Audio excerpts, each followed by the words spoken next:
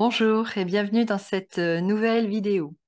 Vidéo inspirée de mes dernières semaines de consultation sur tout ce qui concerne les liens d'âme, donc âme jumelle, flamme jumelle.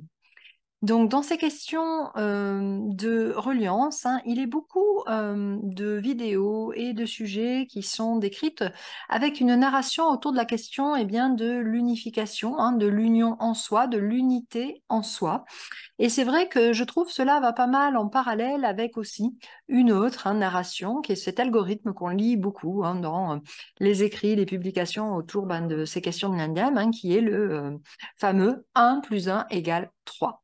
Donc aujourd'hui, je souhaitais apporter vraiment une forme de lumière astrologique sur ces questions-là, parce que ce sont des questions qui, certes, concernent les personnes qui se vivent ou qui se ressentent donc dans un parcours de lien d'âme, mais qui en fait nous touche tous aussi. La question de l'unité en soi, elle est valable pour tout le monde en réalité.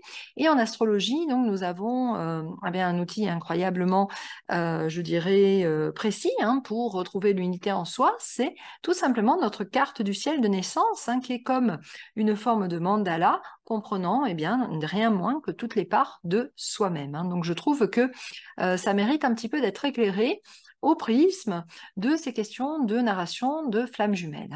Donc, ce que je vais faire aujourd'hui, c'est vous partager vraiment des petits schémas extrêmement simples pour vous amener un petit peu avec moi dans la compréhension qui est la mienne de la manière dont, justement, peut-être encore plus quand on se sent dans ce vécu de parcours âme jumelle, flamme jumelle, on a la possibilité de s'appuyer justement sur la carte du ciel de naissance pour pouvoir revenir justement à cette unité personnelle. Donc, on va faire quelques petits partages de schémas, encore une fois, très simples.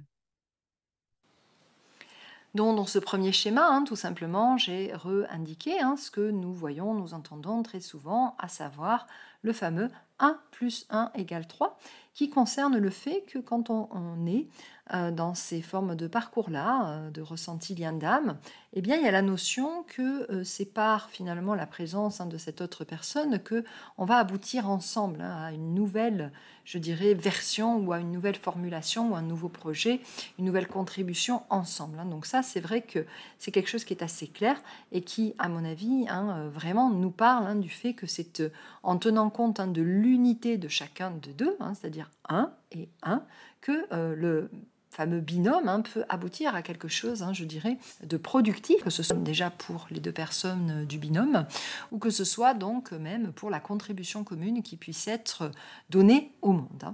Alors, moi, ce que j'entends beaucoup parfois dans certaines consultations, c'est que les gens entendent ce 1 plus 1 égale 3 de façon peut-être erronée. Parce que qu'est-ce qui est entendu vraiment Je vous partage cet autre schéma, très simple.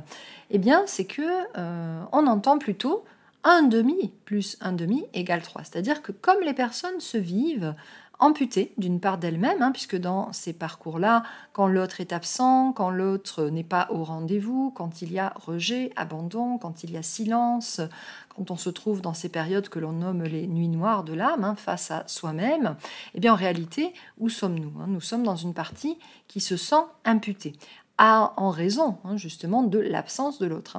Mais ce qu'on ne saisit pas toujours, c'est que dans ces moments de creux, dans ces moments de nuit noire ou dans ces moments d'absence et de silence, on est beaucoup dans cette croyance que de toute façon 1 plus 1 sera à un moment donné égal à 3, mais en fait on le vit sous la forme du demi. Et donc il n'y a pas besoin de grandes, je dirais, notions et connaissances mathématiques pour comprendre que de toute façon, un demi n'est pas égal à 1. Ce n'est pas la même chose. D'ailleurs, là, vous voyez, sur cet autre schéma, on peut bien voir qu'en réalité, ce qu'on projette, c'est ça. C'est je suis amputé d'une part de moi-même parce que l'autre n'est pas là, et que c'est parce qu'il sera là qu'en réalité, je pourrais être entier, et qu'à ce moment-là, quand on sera tous les deux, on fera ce fameux 3.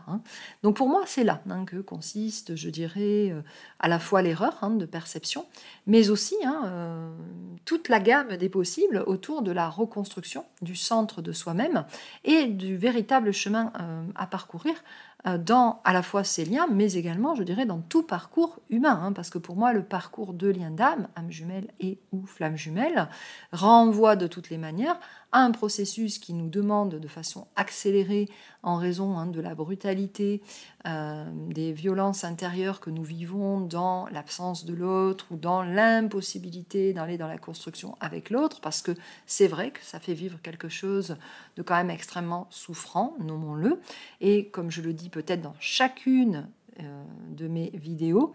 N'oubliez pas que sur ce plan-là, il y a besoin d'être aidé pour ne pas rester dans l'obsession de l'absence de l'autre. Donc, une aide, qu'elle soit en kinésiologie, hypnothérapie, mais ne restez pas avec l'obsessionnalité de l'absence de l'autre. C'est quelque chose qui se travaille.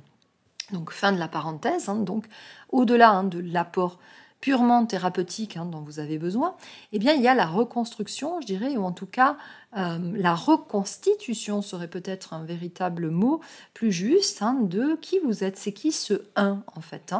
Donc, le 1, je dis souvent, eh bien, c'est quand on se vit, eh bien, comme dans ce schéma-là, comme quelqu'un qui a une forme de partie de ses ailes qui est amputée parce qu'il manque quelque chose pour prendre son envol personnel, indépendamment de l'autre. Donc c'est sûr que si on est avec des personnes qui ont chacun une aile atrophiée, une aile cassée, on ne fait pas 1 et 1. On fait peut-être à la rigueur des 3/4 ou des 9/10 de soi, mais on n'est pas encore dans ce 1, quoi qu'il en soit. Donc comment aller vers ce 1 unifié à l'intérieur de soi? Il y a évidemment beaucoup de méthodes. En cela, l'astrologie a, elle, une partie des apports. Aucun des outils n'a la vérité ou l'omniscience sur ce que nous avons besoin, mais ce dont nous avons besoin, mais en tout cas, l'apport astrologique, c'est de nous rappeler que nous avons chacun une carte du ciel et que pour que le 1 plus 1 soit égal à 3, il y a la nécessité donc que chacun vive la totalité de sa carte. Donc comme sur ce schéma-là, c'est-à-dire que ma carte du ciel complète que j'incarne par moi-même et la carte du ciel complète que l'autre incarne par lui-même, alors là, avec ça, si on conjugue tout ça, on va pouvoir peut-être créer quelque chose d'intéressant. Mais le souci, c'est que très souvent, on n'est pas en connaissance de l'ensemble de nos potentiels, de l'ensemble de qui l'on est. Donc c'est vrai que le retour à soi, le retour au centre de soi, eh bien c'est le retour, comme on le voit sur cette nouvelle petite vignette, au mandala complet de soi, c'est-à-dire je suis placé au centre de mes potentiels. Et de là, je peux tout à fait rayonner l'ensemble de qui je suis. Le centrage en moi-même, il se joue par le fait d'aller regarder, tiens, ces parties de moi, peut-être que là, celles-ci, je les connais bien, et peut-être que c'est telles autres parties de moi, je ne les connais pas. Donc ce qu'il se passe, c'est que de manière tout à fait humaine et générale, l'astrologie est un outil qui permet de revenir à l'exploration de tous ces possibles-là, qui, pourquoi sont-ils quelque part pas tous présents ou pas tous déployés, pas tous développés? Parce qu'on arrive bien sûr, on le sait, en développement personnel, en thérapie, avec des obstructions, avec des croyances limitantes, avec des conditionnements qui, chez nous en astrologie, sont représentés par les aspects planétaires, c'est-à-dire tous ces traits dans tous les sens que vous voyez au milieu de la carte représentent les croyances que nous avons sur nous-mêmes, qui sont héritées des bagages familiaux, bagages transgénérationnels éventuellement, voire aussi parfois bagages karmiques. Donc l'ensemble de cette carte est accessible à nous puisque la nature nous a fabriqué avec un potentiel qui peut tendre à devenir complet, donc à devenir un en réalité. Donc ici, il y a cette notion très forte que même pour des personnes qui ne sont pas spécialement sur ce qu'on appelle des parcours d'âme, le chemin est le même. Retour, comme je dis tout le temps, à la maison. Qui suis-je? Qu'est-ce que j'ai à développer? Et là, on a cette efficacité d'au moins venir voir qu'est-ce qui manque, qu'est-ce que j'ai pas vu de moi. Donc là, ce qui est spécial, si vous voulez, chez les personnes qui vivent ces parcours dits d'âme, âme jumelle, flamme jumelle, c'est qu'en fait, il y a une partie de soi qu'on peut retrouver chez l'autre. Tiens, quel effet de projection, Qui n'a pas entendu parler des effets miroirs, même, je dirais, dans les thérapie de manière générale, l'autre nous renvoie des schémas qui sont à nous, certes. Mais là, ce qui est vraiment précis, si vous voulez, dans ces relations, et qui, moi, m'ont toujours interpellée, on peut croire ou ne pas croire que la flamme jumelle existe. Pour moi, c'est surtout une question de terminologie ou de définition, parce que c'est sûr que le terme est très New Age, disons-le, et que forcément, ça amène des dérives et ça amène surtout les personnes à rentrer dans du dogme comme une religion dans laquelle on aurait maintenant des parcours fléchés, dans lesquels il faut faire ça, puis ça, puis ça, puis ça, comme des protocoles et que tac, à la fin, il y a la récompense, la réunion. Alors à vrai dire, je ne suis pas beaucoup dans cette vision des choses. Pour moi, le parcours est essentiellement là, c'est-à-dire mais qu'est-ce que l'autre représente de moi que j'ai besoin de réintégrer, d'accord? Donc voilà un petit peu cette nouvelle vignette, je vous montre, c'est comme s'il y avait des parcours de nous, des parties de nous qu'on connaissait bien et d'autres que sont comme des parties, si vous voulez, un peu en fluo, que l'autre nous montre. Alors nous, on n'en a pas connaissance, que l'autre, il nous montre telle ou telle partie de nous. Mais en fait, c'est ça qui se passe dans ces relations d'âme et flamme jumelle. C'est tiens, regarde ce que tu as laissé au placard, regarde ce que tu as laissé de côté, que tu pourrais réintégrer. Et donc, c'est précisément ces parties-là qui nous manquent quand l'autre n'est pas là. Ah, mais mince, s'il n'est pas là, je pourrais jamais faire ci ou ça, c'est pas possible. Et donc, de là, on peut attendre des mois, des années, etc. Or, en réalité, l'autre est là comme un bain révélateur pour nous dire, voilà, c'est là que ça se passe, regarde ce que tu peux réintégrer de toi-même. En tout cas, c'est la manière dont j'envisage les accompagnements des personnes qui sont en lien de flammes jumelles. Pour moi, la question n'est pas tant l'autre, mais la question est soi-même. Qu'est-ce qui me manque tant? Eh bien, en fait, c'est des parties de moi. Et donc, je peux vous partager que moi-même, sur mon parcours, il y a eu un moment de ma vie où j'ai ressenti comme une évidence que cet énorme vide qui me saisissait aux tripes, de dire « ouais, mais quand même, ça serait tellement mieux si l'autre était là », eh bien, en un moment où je vivais justement quelque chose que j'étais en train de récupérer de moi, c'est-à-dire je m'étais autorisée à faire une activité, quelque chose que je n'aurais jamais fait sinon seule, et que j'ai osé y aller, me faire moi-même ce cadeau pour moi-même, eh bien, j'ai ressenti que tout d'un coup, tout ce vide que je ressentais de l'autre, en fait, c'était un vide de moi-même. J'ai saisi cela en mode « waouh, je suis absente de moi ». Il y a des parts de moi que je n'ai pas développées, que je laisse sans arrêt de côté en me disant que je ne peux pas les vivre si l'autre n'est pas là. Vous voyez l'idée. Et donc, quand cela a fait sens pour moi, il y a eu comme une espèce de sas intérieur où tout d'un coup j'avais un élan, un désir, une appétence de retrouver ça en moi et non pas chez l'autre en réalité. Et donc ces parties, ce sont des parties qu'on peut tout à fait venir collecter de nous-mêmes dans justement les accompagnements sur ces questions de lien d'âme pour pouvoir en fait voir à quel endroit c'est. Donc nous en astrologie, nous avons la possibilité de venir faire comme si vous voulez une sorte de checklist, de dire bon ben ok, cette partie-là vous la vivez ou c'est votre jumeau jumelle, en tout cas ce que l'on appellerait notre jumeau jumelle qui le vit.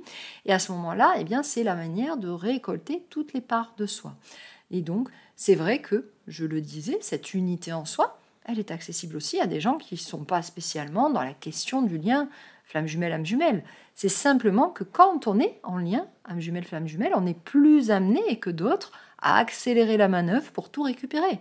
Parce que peut-être que quand on n'est pas dans ces liens-là, si nous nous trouvons par exemple dans un couple classique où l'autre, bien c'est super, fait porte-manteau de partie de nous, très bien. À ce moment-là, on ne va pas aller chercher à récupérer la part de nous-mêmes qu'on n'a pas parce que l'autre ne nous en a pas privé.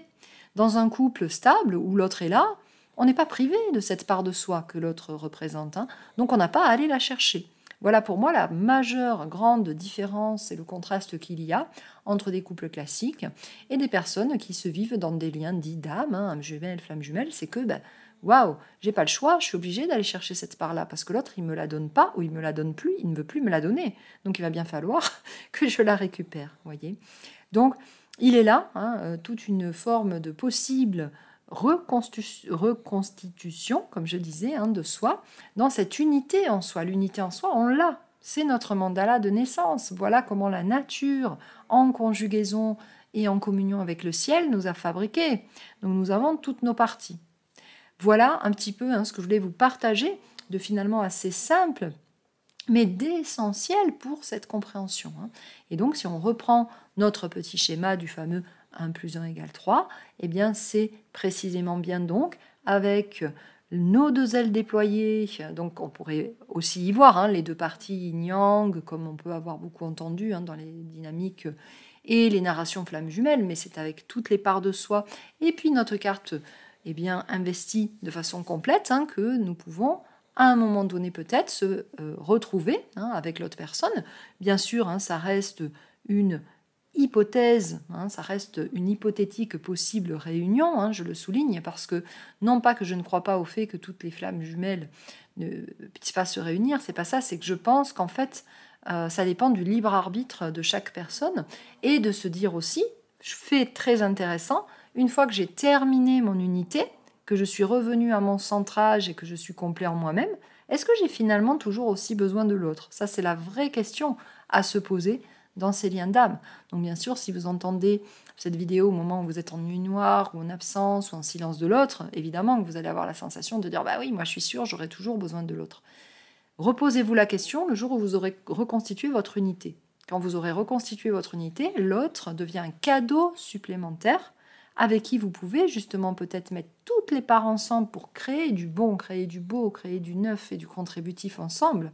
Mais vous verrez que vous pourrez aussi vivre en unité de vous et vous rendre compte que vous n'avez pas besoin de l'autre et que vous avez maintenant le choix d'aller vers l'autre et avec l'autre pour co-créer, ce qui est très différent.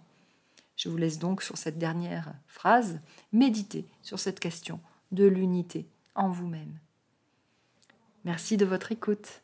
Je vous souhaite un bon cheminement dans votre unité. Au revoir.